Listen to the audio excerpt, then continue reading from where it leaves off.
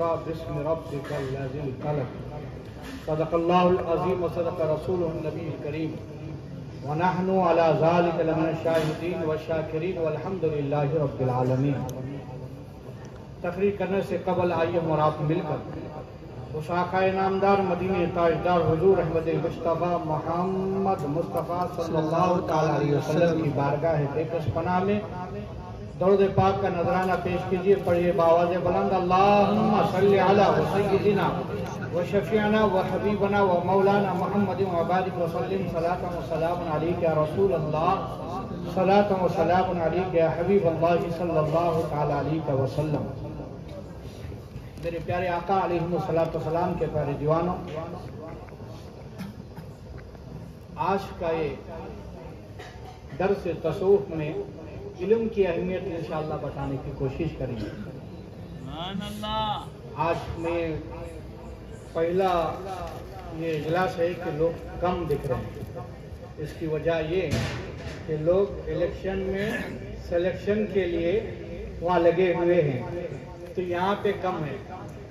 بندوں کے سلیکشن کیے ہوئے بندے ہوتے ہیں، خدا کے سلیکشن کیے ہوئے اولیاء اللہ ہوتے ہیں۔ سبحان اللہ۔ ہم اور آپ بڑے خوش نصیب ہیں کہ بندے سلیکشن کیے ہوئے کی بارگاہ میں ہم نہیں آئے، اللہ کے سلیکشن کیے ہوئے کی بارگاہ میں آئے ہیں۔ یہ اپنے اپنے نصیب کی بات ہے، یہ اپنے اپنے نصیب کی بات ہے۔ کوئی بندوں کے سلیکشن کو چنتا ہے، کوئی خدا کے سلیکشن کو چنتا ہے۔ درود پاک اللہم صلی علی سیدنا و شفیعنا و حبیبنا و مولانا محمد و بارک وسلم صلاة و سلام علیک یا رسول اللہ، صلاة و سلام علیک یا حبیب اللہ صلی اللہ علیہ وسلم۔ آج صبح ہی جوہر لال نہرو کی طرف سے ریاست کرناٹک میں ہر اسکولوں میں تعلیمی معیار یعنی تعلیمی کا جائزہ لینے کے لیے ہر اسکولوں میں یہ فنکشن رکھا گیا تھا۔ آج میں اس میں بھی شریک ہو کر آیا۔ تو بتانے کا مقصد جوہر لال نہرو نے اپنی حیات میں کہا تھا، میری جب پیدائش کا دن جب منائیں گے تو میرا دن نہیں منانا، بلکہ بچوں کے تعلیم میں معیار کیا ہے وہ جائزہ لے لینا، میں اس سے خوش ہو جاؤں گا۔ تو میں اس فنکشن میں شریک ہو کر آیا، تو اس میں بھی میں نے علم کے تعلق سے کچھ بیان کیا تھا۔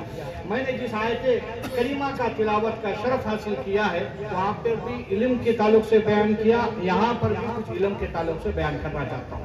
تو ابھی آپ کے سامنے جس آیت کریمہ کا تلاوت کا شرف حاصل کیا ہے اس میں رب قدیر اپنے محبوب سے فرماتا ہے اقرأ بسم ربک الذی خلق، اے محبوب پڑھیے اپنے رب کے نام سے۔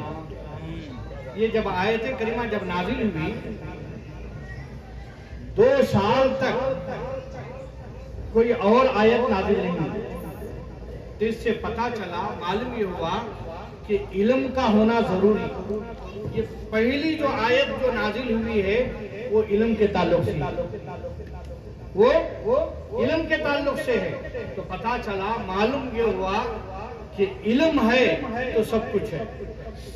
نماز کے تعلق سے کوئی آیت نازل نہیں ہوئی پہلے، روزہ زکوٰۃ حج نہیں، پہلے علم کے تعلق سے یہ آیت کریمہ نازل ہوئی۔ تو ہمیں اور آپ کو چاہیے کہ جب علم کے تعلق سے جب پہلی آیت جب نازل ہوئی ہے تو علم کی کتنی اہمیت ہے، علم کی بہت بڑی اہمیت ہے۔ علم ایک نور ہے، علم ایک روشن ستارہ ہے۔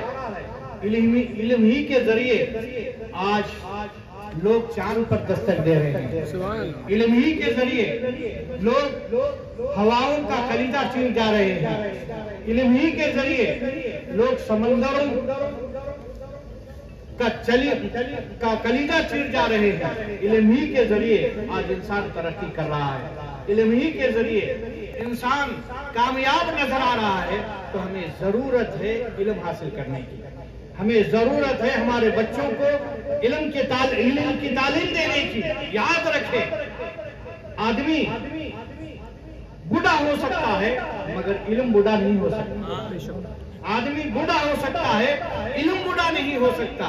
اور میرے اور آپ کے آقا جناب محمد الرسول اللہ صلی اللہ تعالی علیہ وسلم ارشاد فرماتے ہیں، جب کوئی بندہ، جب کوئی لڑکا علم دین حاصل کرنے کے لیے جب اپنے گھر سے نکلتا ہے، فرشتے اس کی مغفرت کے لیے دعا کرتے ہیں۔ اور ایک حدیث پاک میں آیا ہے، جب لڑکا علم دین حاصل کرنے کے لیے جب اپنے گھر سے نکلتا ہے، سمندر کی مچھلیاں اس کے لیے دعا کرتے ہیں۔ اللہ اکبر! اور اتنا ہی نہیں، حدیث مبارکہ میں آیا گیا ہے، جب کوئی بندہ، جب کوئی انسان علم دین حاصل کرنے کے لیے، علم کا مطالعہ کرنے کے لیے جب گھر سے نکلتا ہے، تو اللہ کے رسول صلی اللہ علیہ وسلم ارشاد فرماتے ہیں، فرشتے اس کے لیے پر بچھاتے ہیں۔ فرشتے اس کے لیے پر بچھاتے ہیں۔ اللہ اکبر کبیرہ! علم کی اہمیت کا اندازہ لگائیے، علم کی اہمیت کا ہم اور آپ اندازہ لگائیے، اور جب اندازہ لگائیں گے تو پتہ چلے گا، معلوم یہ ہوگا تو ہمیں اپنے گھر میں علم کی ضرورت ہے۔ وہ علم ضروری ہے جو خدا کا پتہ بتا سکے، وہ علم جو خدا کی معرفت کر سکے، وہ علم اصل علم ہے۔ چاہے آپ انگریزی پڑھو، چاہے آپ سائنسداں بنو، چاہے آپ وکیل بنو، چاہے انجینئر بنو، چاہے جو کچھ بنو، لیکن پہلے مومن بنو، پہلے مومن بنو، اس کے بعد تم ڈاکٹر بناؤ، انجینئر بناؤ، وکیل بناؤ، سب کچھ بناؤ۔ اس لیے کہ ڈاکٹر کا علم تمہیں ڈاکٹر بنائے گا، انجینئر کا علم تمہیں انجینئر بنائے گا، وکیل کا علم تمہیں وکیل بنائے گا، پروفیسر کا علم تمہیں پروفیسر بنائے گا۔ یہ دنیا کا علم دنیا ہی میں رہے گا، لیکن جو علم جو تمہاری قبر اور حشر میں کام آئے، وہ علم اگر کوئی ہے تو قرآن اور حدیث کے علاوہ کوئی علم ہے ہی نہیں۔ یہ اور بات ہے، اس دنیائی علم کے ذریعے، اس دنیائی علم کے ذریعے اگر تم دین کا کچھ فائدہ کرنا چاہتے ہیں تو وہ علم خسارہ نہیں بلکہ فائدہ مند ہے، وہ علم نقصان نہیں بلکہ فائدہ مند ہے۔ آپ دیکھیں، آپ علم ہی کے ذریعے اگر کوئی ہوائی جہاز کو چلانا چاہتا ہے، وہ ایسے ہی جاہل کو کوئی ہوائی جہاز چلانے کے لیے کوئی دے گا نہیں، علم ہے۔ علم کے ذریعے اگر آپ کچھ پڑھیں گے، اس کے کچھ امتحانات پاس ہو جائیں گے، تب جا کے تم کو وہ مقام ہوگا۔ اب ظاہر سی بات ہے، ہم جو دنیائی علم حاصل کریں، ہمیں کچھ ملے گا کیا؟ نہیں ملے گا، بالکل ملے گا، بالکل ملے گا۔ اگر آپ دنیائی علم حاصل کریں گے، اس دنیائی علم کے ذریعے اگر دین کا کچھ فائدہ ہو رہا ہے تو اس فائدے والے علم کے لیے بھی اللہ کے رسول نے فرمایا، اس علم کو بھی حاصل کرنے والے کے لیے سمندر کی مچھلیاں اس کے لیے دعا کرتے ہیں۔ تو ہمیں اور آپ کو چاہیے علم آپ بھی سیکھیں اور بچوں کو بھی سکھائیں۔ آپ دیکھیں، عمر ہو گئی ہے، جوان ہو گئے، بوڑھے ہونے کو ہے، کہتے ہیں ارے بھائی ہمیں نماز نہیں آتی، ہمیں نماز نہیں آتا، ہمیں قرآن نہیں آتا، ہمیں اتحیات نہیں آتے، درود ابراہیم نہیں آتا، نماز کا طریقہ نہیں آتا۔ نہیں آتا، ٹھیک ہے بھائی، سیکھنا تو ضروری ہے، سیکھنا ضروری ہے۔ آپ دیکھیں، پیدا ہونے آپ کے لڑکے جب پیدا ہوتے ہیں تو کیا علم نہیں پڑھا ہوا لڑکا، ان پڑھ لڑکا، کیا وہ کما کے کھاتا نہیں ہے؟ کیا وہ کھاتا نہیں ہے؟ ان پڑھ لڑکا بھی ہے آپ کا، اس کی شادی کرو، اگر وہ بیوی کے لے کے الگ بھی اگر رہ گیا ہے، کچھ مزدوری کرے گا مگر بھوکا نہیں مرے گا۔ میں ان پڑھ ہوں کہ بھوکا نہیں مرے گا، کچھ کام کرے گا، محنت کرے گا، مشقت کرے گا، بیوی بچوں کے لیے لائے گا۔ وہ یہ نہیں کہے گا میں ان پڑھ ہوں، میں پڑھا لکھا نہیں ہوں، بھوکا نہیں رہے گا۔ اب ظاہر سی بات ہے، جب تمہارا ان پڑھ لڑکا بھوکا نہ رہ کر محنت کر کے، مشقت کر کے، کمائی کر کے، پیسہ لا کے زندگی چلا سکتا ہے، محنت کر سکتا ہے، محنت کے ذریعے زندگی چل سکتی ہے، وہاں اپنے پیٹ کے لیے محنت کر رہے ہیں یا عبادت کے لیے کیوں نہیں محنت کرنا؟ پیٹ کے لیے جب ہم محنت کر سکتے ہیں تو دین کے لیے بھی تو کچھ محنت کرو بھائی۔ انشاءاللہ کریں گے نا بھائی؟ بالکل کریں گے۔ اسی لیے کسی شاعر نے کہا تھا، کیا خوب کہا ہے کسی شاعر نے، پروں کو کھول نہ زمانہ اڑان دیکھتا ہے، پروں کو کھول ना जमाना उड़ान देखता है, जमीन पर बैठ के क्या आसमान देखता है, जमीन पर बैठ के क्या आसमान देखता है। और अल्लामा इकबाल ने, जो बहुत ही मशहूर शायर हैं, आप क्या ही खूब कहते हैं, सुभान अल्लाह, क्या कहते हैं, खुदी को कर बुलंद इतना, खुदी को कर बुलंद इतना कि हर तकदीर से पहले, कि हर तकदीर से पहले खुदा बंदे से खुद पूछे, बता तेरी रजा क्या है। सुभान अल्लाह। बंदे से खुद पूछे, बता तेरी रजा क्या है। मीर तकी मीर क्या फरमाते हैं, इल्म बड़ी दौलत है, इल्म बड़ी दौलत है, उससे बढ़कर कोई नहीं, उससे बढ़कर कोई नहीं, जो चाहे मांग ले उससे बेहतर कोई नहीं। और मिर्जा गालिब क्या ही खूब फरमाते हैं, रंज से खूगर हुआ इंसान तो मिट जाता है रंज, रंज से खूगर हुआ इंसान तो मिट जाता है रंज। मुश्किलें मुझ पर पड़ी इतनी कि आसान हो गई मुश्किलें। और हाफिज जलंधरी क्या ही खूब फरमाते हैं कि इल्म वो शमा है जिससे रोशन है जहां सारा, इल्म वो शमा है यानी चिराग, वो चिराग है जिससे रोशन है सारी दुनिया, जहां सारा बोले तो सारी दुनिया, उसके बगैर है अंधेरा और कोई नहीं सहारा, उसके बगैर है अंधेरा और कोई नहीं सहारा। और सैयद मोहम्मद बाकर नकवी क्या फरमाते हैं, इल्म वो नूर है जो दिल को मुनव्वर करता है, इल्म वो नूर है जो दिल को मुनव्वर करता है, उसके बगैर जिंदगी तारीक और बेमानी रहती है, उसके बगैर जिंदगी तारीक और बेमानी रहती है। तो मेरे मोहतरम बुजुर्गों और दोस्तों, हमें और आपको चाहिए कि इल्म दिन हासिल खुद भी करें, आप अपनी आल औलाद को भी इल्म दिन की हासिल करें, इल्म दिन की तालीम दें। और आप देखें, हम जिस बुजुर्गाने दिन की बारगाह में बैठे हैं, तो जब इनका हम सिलसिला देखते हैं, इनका जब सिलसिला, इनका जब नसब देखते हैं, तो ये जाते जाते जाते इनका नसब और सिलसिला जहां हुजूर सैयदना गौसे आजम शेख अब्दुल कादिर जिलानी रज़ियल्लाहु तआला अन्हु तक पहुंचता है। ये तमाम औलिया अल्लाह के सरदार हैं गौसे आजम, है ना।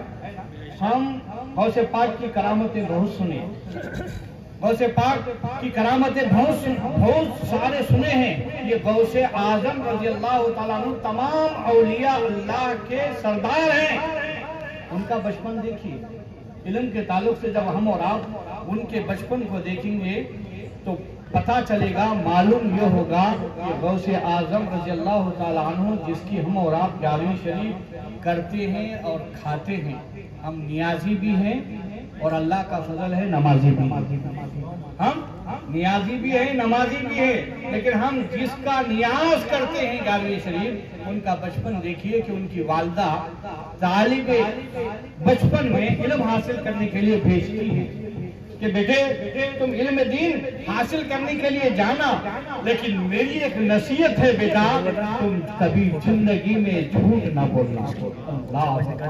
हुजूर सैयदना गौसे आजम बच्चे हैं, छोटे से बच्चे हैं, नसीहत ये करती हैं, बेटा तुम इल्म दीन हासिल करने के लिए जाना, मेरी एक ही नसीहत है कि तुम जिंदगी में कभी झूठ नहीं बोलना। वो गौसे आजम बचपन के आलम में जब उनकी वालदा नसीहत करके जब स्कूल के लिए भेज रही थी, तो उनके बगल में 40 अशरफियां सीधी थी अंदर बगल में, इसलिए कि वो दौर ऐसा दौर था, कोई गाड़ी, साइकिल, हवाई जहाज या कोई कार, कोई इंतजाम नहीं था, घोड़ों पर सवार होते थे, यानी तो कोई काफिला पैदल निकलता था, उस काफिले के साथ लोगों को शरीक कर देते थे कि जाओ तुम बगदाद जाना, वहां पर मदरसा है, इनको वहां पर छोड़ देना। उस दौर के लोग ईमानदार थे, अगर वो काफिले में कोई शरीक किसी को शरीक कर देते तो ईमानदारी के साथ उसको उस स्कूल में छोड़ देते। गौसे पाक रज़ियल्लाहु तआला अन्हु के बचपन के आलम में उनकी वालदा ने जब नसीहत की कि बेटा कभी जिंदगी में झूठ ना बोलना, नसीहत, और बगल में 40 अशरफियां रख कर सुई धागा लेकर सीधी, इसलिए कि वो दौर था کہ وہ دور جب رات دن سفر کرتے تھے اور ڈاکو لوگ پورے قافلے کو لوٹ لیا کرتے تھے. ہوا ایسا کہ جس قافلے میں حضور سیدنا غوث اعظم رضی اللہ تعالیٰ عنہ تھے جا رہے تھے علم دین حاصل کرنے کے لیے، سارے قافلے والوں سے مال پیسہ سب کچھ لوٹ لیا، لیکن غوث پاک رضی اللہ تعالیٰ عنہ کو تلاش کیا، کچھ نہیں ملا. اور چور کے سردار نے کہا کہ بیٹے چھوٹے سے لڑکے لگتے ہو، تمہارے پاس کچھ بھی نہیں ہے؟ غوث اعظم فرماتے میرے پاس ہے. چور کا سردار بولا کیا ہے؟ کہتا ہے کہ 40 اشرفیہ ہیں. کیا کہا؟ 40 اشرفیہ ہیں. چور کے سردار پریشان ہوتا ہے کہ یہ ہمیں پہچانتے ہیں کہ ہم ڈاکو ہیں، ہم لٹیرے ہیں، لوٹنے والے ہیں، مال لوٹنے والے ہیں، پھر بھی تم کہہ رہے ہیں کہ میرے پاس 40 اشرفیہ ہیں. چور کے سردار کہتا ہے کہاں ہیں؟ وہ کہتا ہے میری امی نے میرے بغل کے نیچے سی کے رکھا، یہ دیکھو یہاں پر. اللہ اکبر. چور کا سردار گھبرا جاتا ہے، پریشان ہوتا ہے، اس معصوم سے لڑکے سے پوچھتا ہے بیٹے کیا تم مجھے پہچانتے بھی ہو؟ غوث پاک فرماتے ہیں ہاں میں پہچانتا ہوں، تم لٹیرے ہو، تم ڈاکو ہو اور سارے لٹوروں کے تم سردار ہو، سارا مال لوٹ لیے ہمارے قافلے میں. تم جانتے ہیں کہ ہم لٹیرے ہیں، تم جانتے ہیں کہ ہم چور ہیں، پھر بھی تم نے سچ کیوں کہا؟ غوث پاک فرماتے ہیں کہ میں جب گھر سے نکل رہا تھا، اللہ اکبر، میری والدہ نے مجھے نصیحت کی تھی کہ بیٹا زندگی میں کبھی جھوٹ نہیں بولنا، سچ بولنا. میری والدہ کی وہ نصیحت میرے ذہن میں آ گئی. اس لیے میں جانتا ہوں کہ تم چور ہو، میں جانتا ہوں کہ تم ڈاکو ہو، لٹیرے ہو، لیکن میری والدہ کی نصیحت پر میں عمل کر رہا ہوں. وہ چور کا جو سردار تھا، ڈاکوؤں کا سردار تھا، اس کو غش آ گیا. کہنے لگا ایک معصوم لڑکا جب اپنی والدہ کی بات پر اتنا اٹل ہے، میں کتنے قافلوں کو لوٹ لیا اور مجھے خبر تک نہیں. اللہ اکبر، میرا انجام کیا ہوگا؟ اسی وقت سارے ڈاکو جتنے بھی لٹیرے چور تھے غوث پاک رضی اللہ تعالیٰ عنہ کی بارگاہ میں تائب ہوتے ہیں، یعنی معافی مانگتے ہیں اور لوٹا ہوا مال واپس لوٹا دیتے ہیں. تو میرے محترم بزرگوں اور دوستوں آپ سوچیں، دیکھیے غوث پاک کی ہم جو نیاز کرتے ہیں، انہوں نے بھی علم دین حاصل کرنے کے لیے پیدل سفر کیا. پیدل اتنا نہیں، کئی دن تک غوث اعظم رضی اللہ تعالیٰ عنہ کی سیرت پڑھیں گے تو معلوم ہوگا کبھی کبھی غوث پاک رضی اللہ تعالیٰ عنہ کو کھانا میسر نہیں ہوتا، پتے کھا کر علم حاصل کیا کرتے. آج اللہ اس کے رسول صلی اللہ علیہ وسلم کا فضل ہے، بزرگوں کا کرم ہے کہ ہمیں پتے کھانے نہیں دیا جا رہا ہے، بلکہ اچھی غذا کھانے دیا جا رہا ہے، پھر بھی ہم علم حاصل نہیں کرتے.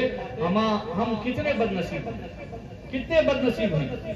آپ دیکھیں، ہم اپنے اسلاف کی سوانح عمری کو پڑھیں تو معلوم ہوگا کہ ہمارے اسلاف، ہمارے بزرگان دین نے علم حاصل کرنے کے لیے کیسی مصیبتیں برداشت کی ہیں، کیسی تکلیفیں برداشت کی ہیں. حضرت سلطان محمود غزنوی رحمۃ اللہ تعالیٰ علیہ کے دور میں ایک شخص تھا جو علم دین حاصل کرنے کے لیے وہ دن بھر پڑھتا، اسکول میں پڑھتا تھا، مگر اس کی خواہش، تمنا اور آرزو تھی کہ رات میں پڑھوں.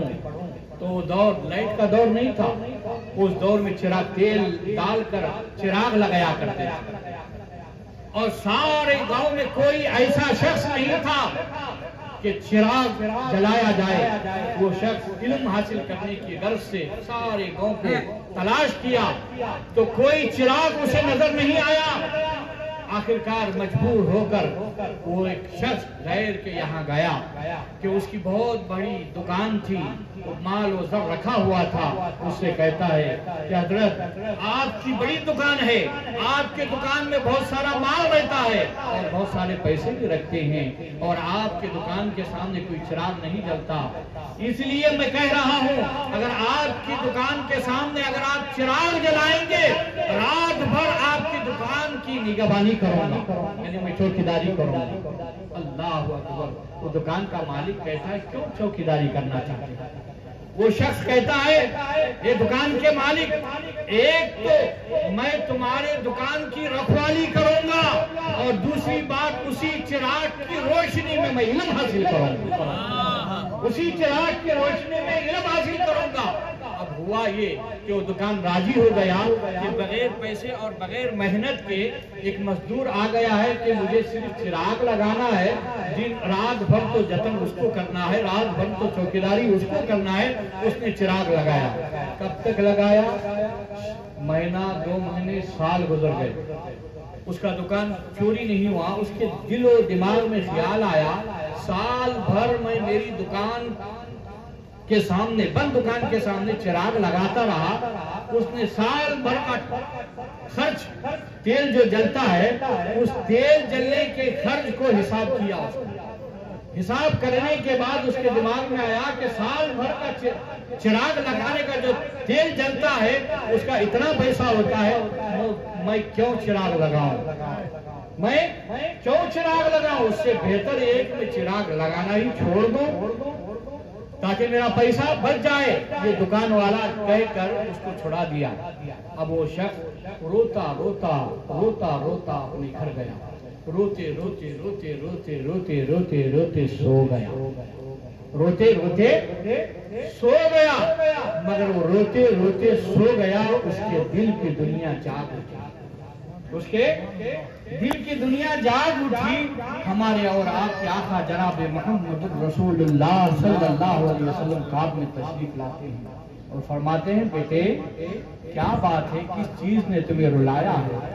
علم دین حاصل کرنے کے لیے تم نے اس چراغ کو حاصل کیا تھا، 1 سال تک اس چراغ کی روشنی میں علم دین حاصل کیا، آج وہ چراغ بجھا دیا ہے تو علم حاصل نہیں ہو رہا ہے، اس لیے تو رو رہا ہے کہ جا اس چراغ کو میں روشن کروں گا، اس چراغ کو میں روشن کروں گا۔ جناب اس لڑکے کے خواب میں ہمارے اور آپ کے آقا جناب محمد رسول اللہ صلی اللہ علیہ وسلم خواب میں تشریف لاتے ہیں اور فرماتے ہیں بیٹا آج کا جو بادشاہ ہے سلطان محمود غزنوی، اس کے پاس جانا اور کہہ دینا کہ محمد رسول اللہ صلی اللہ علیہ وسلم نے چراغ لگانے کے لیے کہا ہے، تمہارے محل کے سامنے چراغ لگانے کے لیے کہا ہے۔ وہ شخص کہتا ہے حضور وہ نہیں مانے گا تو میں کیا بتاؤں، اس کی کوئی تو ثبوت، اگر وہ مانے گا تو میں کیا ثبوت دوں؟ وہ خواب میں آقا دو جہاں صلی اللہ علیہ وسلم سے پوچھتا ہے، رسول پاک صلی اللہ علیہ وسلم ارشاد فرماتے ہیں بندے اگر وہ پوچھیں کیا ثبوت ہے کہ رسول اللہ صلی اللہ علیہ وسلم نے تجھے کہا ہے، اس کا تو ثبوت چاہیے، تم اس سلطان محمود غزنوی بادشاہ سے کہہ دینا اس کا ثبوت یہ ہے کہ تم روزانہ شام میں 5000 مرتبہ نبی پاک صلی اللہ علیہ وسلم پر روزانہ درود پاک پڑھا کرتے ہیں، اور کچھ مہینے ہو گئے ہیں تم درود پاک پڑھنا چھوڑ دیا ہے۔ میرے آقا نے فرمایا ہے اے سلطان محمود غزنوی اب تمہارے محل کے سامنے چراغ لگانا اور روزانہ تم درود پاک 5000 مرتبہ اس پر پڑھتا تھا، اب روزانہ 5000 مرتبہ درود پڑھنا چالو کرو۔ اللہ وہ شخص سلطان محمود غزنوی رحمت اللہ تعالی علیہ کے پاس جاتا ہے اور جا کر عرض کرتا ہے حضور مجھے خواب ہوا ہے۔ کہتا ہے کیا؟ کہتا ہے تمہارے محل کے سامنے چراغ روشن کیا جاتا ہے۔ وہ کہتا ہے کیوں؟ بندہ کہتا ہے مجھے آقا دو جہاں صلی اللہ علیہ وسلم نے خواب میں کہا ہے۔ بولے ثبوت؟ بادشاہ کہتا ہے ثبوت؟